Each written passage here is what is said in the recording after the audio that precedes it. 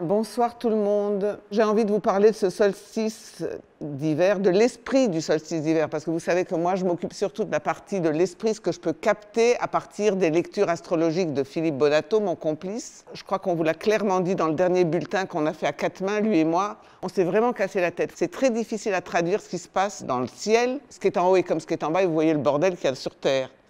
Et donc c'est très difficile aussi de faire une lecture de ce qui se passe dans le ciel, parce que c'est très subtil, c'est subtilement chaotique aussi, subtilement exigeant à déchiffrer. Et donc Philippe et moi, on a beaucoup travaillé, et croyez-moi, on a beaucoup demandé pour les inspirations, beaucoup demandé. Et je crois qu'on a fait un très très beau texte sur la pleine lune. Nous étions très conscients que cette pleine lune, cette année particulièrement, elle engendrait le solstice. Il y avait une véritable annonciation à la pleine lune du solstice d'hiver 2022. Et là, je vais vous dire que ça m'est jamais arrivé, et d'attendre l'inspiration et de revérifier 1000 fois que c'était une inspiration et pas mon petit mental qui carburait. Avant la pleine lune, dès la nouvelle lune d'il y a un mois, j'ai déjà annoncé qu'il faudrait faire une trêve de l'intellect. J'en ai beaucoup parmi vous qui m'ont dit c'est reposant, mais en même temps très troublant et très perturbant. Ben oui, mais je vais vous dire qu'une chose, continuez. Et non seulement continuez, mais ajoutez-y une deuxième trêve. Pour la trêve de l'intellect, il faut la maintenir parce que sinon, ou il va dans tous les sens, ou alors il rame pour vraiment être sûr que c'est un intellect connecté à l'esprit. Parce que le problème de faire une trêve de l'intellect, c'est pas l'intellect. J'en ai vu autour de moi qui ont essayé d'arrêter de penser. Comme si une trêve de l'intellect, ça demandait de devenir bête. Faites super attention de comprendre qu'une trêve de l'intellect, ça n'est pas une trêve du mental. Au contraire, plus l'intellect se calme dans ses élucubrations égotico-personnelles, plus le mental a de la place pour capter de l'esprit. Je ne suis pas dans les traditions spirituelles qui disent qu'il faut arrêter le mental. Je pense qu'au contraire, la pensée est un outil d'éveil spirituel majeur. Donc, c'est pas moi qui vais vous dire d'arrêter de penser. Sauf que cette trêve de l'intellect, elle est capitale parce qu'elle permet d'observer combien notre intellect est complètement drivé, complètement dirigé par un moi égotique, pour pas dire nombrilique ou narcissique. Un moi complètement égotique qui ne comprend pas que d'abord on pense tout le temps. Alors faire une trêve de l'intellect, je ne sais pas comment on peut faire. Arrêter le mental, je ne sais pas comment on peut faire. Tout est mental. Je vous rappelle le premier principe du Kybalion. Tout est mental dans l'univers. Alors comment est-ce qu'on arrêterait de penser puisque tout est mental? L'univers est mental. Faire une trêve de l'intellect, ça veut dire simplement faire une trêve de tout ce qu'il peut y avoir dans notre intellect de complètement soumis à un moi complètement égotique, drivé par ses peurs, ses besoins de confort, ses angoisses, ses trucs anxiogènes. Et la peur surtout. Dans la période où on est aujourd'hui, c'est normal d'avoir peur. Mais si on laisse la peur driver notre intellect, alors je ne vous dis pas les prises de tête. Je ne vous dis pas combien, oui, c'est bon de faire une trêve de l'intellect. Mais en comprenant bien que c'est pour que le mental soit libre pour être inspiré. Inspiré, ça veut dire le souffle de l'esprit qui rentre. Inspirit, regardez l'étymologie. Un intellect inspiré, c'est-à-dire un intellect qui est ouvert à son moi spirituel et donc au souffle de l'esprit, c'est pour ça qu'il faut faire des trêves de l'intellect égotique. C'est à ça que sert une trêve, mais certainement pas arrêter de penser. On croit toujours qu'il faut aller se battre contre le quelque chose, alors qu'il y a une autre chose qui est à faire, c'est d'augmenter la partie complémentaire. Donc si on fait une trêve de l'intellect, ça veut dire qu'il faut monter le cœur. Et voilà la clé auquel on n'a pas pensé. Une trêve de l'intellect, c'est une invitation à avoir plus de cœur. La trêve, ça veut dire arrêter de se battre. Donc arrêter de se battre avec une agitation mentale, arrêter de se battre contre un intellect égotique, arrêter de se battre avec un intellect qui ne pense qu'à son nombril. Ça veut dire qu'on doit devenir encore plus ouvert à être intelligent. L'intellect, c'est une qualité divine, c'est Hod dans l'arbre de vie. C'est la gloire de l'humain. C'est la base du pilier de gauche, dont la racine haute, c'est l'intelligence de Bina. L'intelligence, où est-ce que vous voulez qu'elle descende si ce n'est pas dans votre intellect? Tout ça, ce sont des outils divins pour être plus inspiré, pour se lier encore plus à l'esprit, encore plus à l'intelligence, en vouloir encore plus d'intelligence. Et du coup, après, on aura un intellect au service de notre intelligence et de l'esprit. Ben alors, formidable. Vive la trêve si c'est pour arriver à ça. D'autant plus que je vais vous proposer une trêve énergétique. Quand je vous dis que je vous le propose, c'est dans l'air du temps du solstice. Vous avez aussi intérêt, vu ce qui se passe dans le ciel en ce solstice d'hiver 2022, vous avez aussi intérêt à faire une trêve énergétique, du feu. Il y a beaucoup de feu dans l'air, c'est Sagittaire, etc. Relisez le bulletin sur la pleine lune. Il y a une super puissance sagittarienne qui est feu dans l'air. Et en plus, on a Jupiter qui est rentré dans le bélier, qui est un autre signe de feu. Ne cherchez pas à comprendre et à retenir. vous aurez un texte, ça c'est exceptionnel. J'essaye là de vous parler avec mon cœur, mais vous aurez le texte, vous allez pouvoir le lire, le relire, vous aurez un document spécial solstice 2022, cadeau de Noël. C'était tellement compliqué ce qui venait qu'il fallait l'écrire, qu'il fallait en faire un texte. Donc vous aurez le texte. Donc là, je vous parle juste comme ça pour laisser votre, comment je dirais, votre intelligence entendre et les oreillettes du cœur entendre. Et puis, vous inquiétez pas, vous aurez le texte pour étudier, travailler la question. Je veux juste vous donner les axes généraux. Donc le deuxième axe, c'est une trêve de l'énergie feu. Depuis le début du confinement, je vous parle que pour moi, un des grands enjeux essentiels de cette crise, c'est la transmutation de notre énergie martienne, de l'énergie de guerre. Et on voit bien que c'est ce qui se passe dans le monde. Si on va vers l'énergie de guerre, on va arriver dans un mur. Et donc tout l'enjeu de ce changement d'humanité, c'est aussi d'arriver à transformer notre énergie martienne, à commencer chez nous, négative, de notre énergie guerrière masculine, en énergie positive de Mars. C'est quoi l'énergie positive de Mars? Le courage. Eh bien, il va y en falloir, hein, vu l'énergie qu'on nous met déjà maintenant. C'est pour ça que ça rend tout compliqué, c'est pour ça que je vous propose une trêve énergétique. Il y a tellement d'énergie feu dans l'air, il y a tellement de bouillonnement énergétique. Les gens sont là avec les bilans de fin d'année, du travail, tout le monde est super occupé, tout le monde... Il y a quelque chose qui nous pousse à faire plein de choses. Surtout pas faites une trêve énergétique. Faites ce qu'il y a à faire, mais sans énergie feu. Cool, tranquille, avec une énergie terre, sagittaire, les pieds bien sur terre, et tout ce feu de votre aspiration, on va le garder pour après le 29 décembre. C'est ce que je vous propose en tous les cas pour ce solstice. Jusqu'au 29 décembre, vous êtes appelés, enfin moi je vous invite à vraiment faire une double trêve, la trêve de l'intellect et la trêve de l'énergie feu. Cool, tranquille, tranquille. Si vous sortez pendant qu'il pleut, il ne faut pas blâmer le temps, hein. Il ne faut pas râler d'être mouillé, hein. Donc l'énergie feu, c'est pareil. Et ce n'est pas parce qu'on fait une trêve de l'énergie feu qu'il faut laisser dormir notre cœur. Il dort déjà trop, ce cœur. J'ai envie de vous parler d'un bouquin. Je ne suis pas à 100% sur la même longueur d'onde que Pascal Bruckner, mais c'est quand même super intéressant. Outre que c'est très bien écrit, parce qu'il écrit super bien, c'est super intéressant, ça s'appelle Le Sacre des pantoufles. Il part d'une idée que tout le confinement nous a rendus très pantouflards. Et moi, je parle d'un cœur pantouflard, parce que moi, ça, je l'ai vu pendant ces 3 années, enfin, c'est cette crise, que le cœur en a pris un sale coup. Il a pris tendance à faire du repli et à devenir très, très pantouflard. La peur de l'autre, le masque, la peur de la contagion, on va se faire contaminer, enfin, bref. On est arrivé à un endroit où la peur a pris le dessus, et en particulier la peur de l'autre. Encore une fois, je ne suis pas complètement sur sa longueur d'onde, mais qu'est-ce que c'est intéressant? Et le risque, c'est quoi? Vous allez comprendre pourquoi ça m'intéresse. C'est quoi la pulsion du cœur? C'est la pulsion amoureuse, c'est l'éros. J'ai toujours parlé d'un monde qui va devenir érotique ou qui ne sera pas. C'est un peu mon idée de la voie de l'amoureux. Eh bien, il est en train de dire, et à très juste titre, qu'une des conséquences de la crise peut être un cœur qui se soit habitué à être pantouflard, qui ait plus d'élan du cœur, qui ait plus de courage du cœur. Et moi, je pense qu'un des grands enjeux du solstice d'hiver 2022, c'est de résister au cœur pantouflard. Voilà ce que moi, je vais vous proposer comme invitation. Et je vais beaucoup plus loin. Si on ne le fait pas, l'intellect égotique, plus un cœur pantouflard, ça ouvre grand la porte pour oublier que la liberté était un idéal qui aussi s'oublie un petit peu trop. Ce n'est pas avec un intellect complètement égotique et un cœur pantouflard qu'on va réveiller notre soutien de la liberté dans le monde et de notre liberté intérieure. Là où je ne suis pas tout à fait d'accord avec Bruckner, mais on aura peut-être un jour l'occasion de faire une pensée en passerelle, parce que je crois qu'il oublie quand même les voyages intérieurs qui, même s'ils sont dans la maison, peuvent être absolument courageux. Courageux, courageux.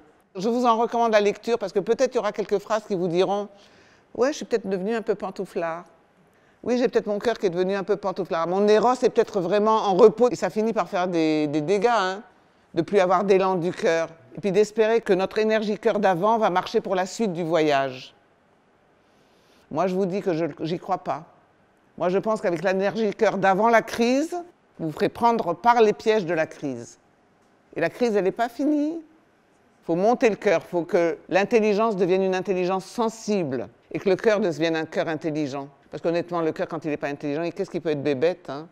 L'enjeu spirituel de l'invitation cosmique de ce solstice d'hiver 2022 est d'élever avec intelligence, via un intellect lumineux, la fréquence vibratoire de notre énergie cœur. Je me la suis cherchée, cette phrase, hein, donc je vous la répète.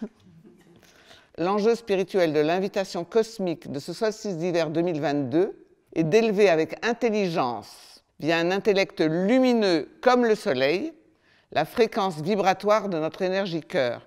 Car comme nous le rappelle très justement Philippe Guimand dans son livre Le Grand Virage de l'Humanité, pour qu'il y ait un vrai virage dans l'humanité, il faut qu'on adresse notre futur par nos pensées portées par la vibration de nos émotions. Mais pour qu'il y ait ce côté vibratoire, il faut qu'il y ait de l'énergie cœur. Vous pouvez puiser vraiment de l'optimisme, plein de choses qui sont dans l'air, sauf qu'il ne faut pas agir avec. Mais vous pouvez relancer votre cœur avec toute l'énergie feu qu'il y a dans l'air. Ça, vous pouvez. Encore faut-il le vouloir. Faut-il reprendre les risques de ces élans du cœur. Où est-ce qu'on va investir notre énergie cœur? Dans quoi on va l'investir? Sur quoi? Sur qui? En tous les cas, moi, je suis persuadée que le solstice d'hiver de cette année donne le là de ce tournant d'un cœur doloriste du poisson, du cœur blessé par la crucifixion. C'est maintenant le tournant pour un nouveau paradigme du cœur qui sera en résonance avec le Verseau, un vivre ensemble. Mais comment il va y avoir un vivre ensemble enthousiaste, ouvert à l'autre, si notre énergie cœur reste pantouflarde? Et que l'autre, finalement, il faut s'en préserver. Surtout, il faut s'en préserver. En pratique, j'ai quand même quelques conseils à vous donner. Si on veut mettre du neuf, il faut d'abord qu'on se ramasse ce neuf en nous-mêmes. Moi, ce que je vous propose comme travail pour ce solstice 2022, c'est que vous fassiez la liste de tous les acquis que vous avez depuis la crise. Tout ce que vous avez gagné, pas ce que vous avez perdu. Ce qu'on a perdu, on sait. Et ce qui était difficile, on sait. Mais tout ce que vous avez gagné sur votre moi égotique de victoire. Comment vous avez grandi grâce à la crise. Tous les acquis, parce que ça va nous aider pour 2023, croyez-moi, de s'appuyer sur ce qu'on a acquis. Puis j'ai une autre petite invitation, je vais vous la lire parce que j'aimais bien aussi, j'ai mis du temps à trouver la phrase, donc je vais vous la lire. Mettez cette année des chaussures plus grandes que votre pointure actuelle sous le sapin, pour prendre plus votre pied en 2023, en dépit de ce que des intellects au cœur rétréci vont chercher à nous imposer pour faire obstacle au renouvellement de l'humanité en cours. Après, faites ce que vous voulez, mais moi, si j'étais vous, si je voulais avoir conscience que je participe au virage de l'humanité, voilà ce que je ferais. Je ferais la grande liste de tous les acquis pour voir ce que je suis devenu de mieux, et surtout de regarder le verre à moitié plein et pas le verre à moitié vide. Avec cette liste, j'aurai la force de demander comme cadeau de Noël un cœur plus vibrant, un cœur qui prend des risques, un cœur moins pantouflard, appelez ça comme vous voulez, trouvez vos mots à vous. On est vidé d'une part de nous-mêmes qui ne reviendra jamais plus. Il faut quand même se rendre compte que ça fait un bordel personnel énorme, c'est normal. Mais si on ne sait pas l'accompagner avec ce neuf qui s'annonce, eh ben ça sera vieux demain aussi, dans votre vie et puis dans le monde. Et donc là, on est vraiment à un tournant de responsabilité par rapport à ce virage de l'humanité. Si on est présent avec un intellect encore au service de son moi égotique et un cœur pantouflard, ça ne va pas le faire en 2023. On est avec ce solstice-là au tournant absolu de ce virage de l'humanité, de ce passage de l'ère du poisson au Verseau. Ce n'est pas un passage qui va se faire en une fois. Mais celui-là, il est aussi essentiel. Et si vous ne voulez pas rater Noël, pour mettre en gestation vraiment du neuf de vous-même, pour y arriver, il faut retrouver des élans du cœur. Et pour retrouver des élans du cœur, il faut se souvenir que derrière les élans du cœur, tout dépend de notre désir. Que le désir est au commencement, ça dépend de ce qu'on veut. Ce qu'on désire, qu'est-ce qu'on veut? Qu'est-ce que vous voulez de vous-même? Qu'est-ce que vous voulez de votre vie? Qu'est-ce que vous voulez de vos relations pour 2023? Qu'est-ce que vous voulez? Vous ne pouvez pas être comme avant. C'est plus possible. C'est juste plus possible. Vous le sentez, si vous ne le sentez pas, alors je ne sais pas. N'essaye pas tes vieux systèmes, ça ne va plus marcher. Ça ne va plus marcher. C'est comme dans le monde, les vieux systèmes ne vont plus marcher. Ça ne marche plus. C'est quoi votre désir? Qu'est-ce qu'il y a de spirituel dans votre désir à l'heure d'aujourd'hui? En quoi c'est lié à votre âme, votre désir? La Philippe se joint vraiment à moi pour ça. Nous vous souhaitons ensemble, comme cadeau de Noël, un intellect solaire et un cœur vibrant, une énergie d'amour intelligente, sensible et non blessable. Voilà le défi. Avoir un cœur sensible mais pas blessable. Quelqu'un de mon équipe me disait « Oui, mais comment on fait, etc. On ne peut pas être spirituel en 5 minutes. » Alors je lui ai répondu « Non, mais on peut aspirer. » Voilà le mot avec lequel j'aimerais finir ce petit échange. Ce qui est attendu de vous, ce n'est pas que vous soyez intelligent demain, ni que vous ayez un cœur vibrant demain, une fréquence spirituelle de haut niveau demain, mais si vous n'y aspirez même pas, il n'y aura rien. Enfin, quand je dis il n'y aura rien, il y aura votre passé qui vous rattrapera, mais il n'y aura pas de futur, il n'y aura pas de changement, et vous participerez au non-virage de l'humanité. C'est une grosse responsabilité, croyez-moi. Ça se joue là, dans ce solstice, Noël. Qu'est-ce que vous allez mettre en gestation comme futur de vous-même pour l'année 2023, bien évidemment, mais pour tout votre avenir? Tout est au commencement. Or, le commencement, c'est maintenant.